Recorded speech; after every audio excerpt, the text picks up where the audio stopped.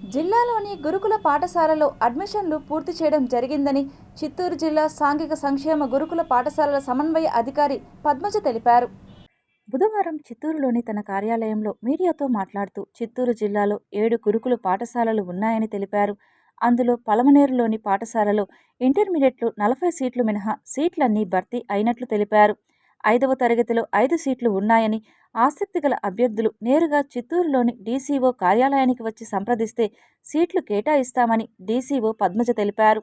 ఈ అవకాశాన్ని సద్వినియోగం చేసుకోవాలని పద్మజ పేర్కొన్నారు. ఇంటర్లో మనకి పలమనేరులో మాత్రము ఒక 42 సీట్లు ఖాళీ ఉన్నాయి.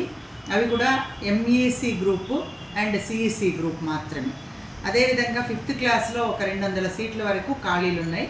కాబట్టి ఎవరైనా ఎగ్జామ్ రాసుకొని పిల్లలైనా కూడా చేరదలుచుకుంటే మన డీసీఓ ఆఫీస్కి వచ్చి, ఎంప్లాయ్మెంట్ ఆఫీస్ పక్కన ఉన్న డీసీఓ ఆఫీస్కి వచ్చి అప్లై చేసుకుంటే వాళ్ళ అభ్యర్థిత్వాన్ని కన్సిడర్ చేసి కలెక్టర్ గారి పర్మిషన్ ద్వారా సీట్లు కేటాయించబడతాయి.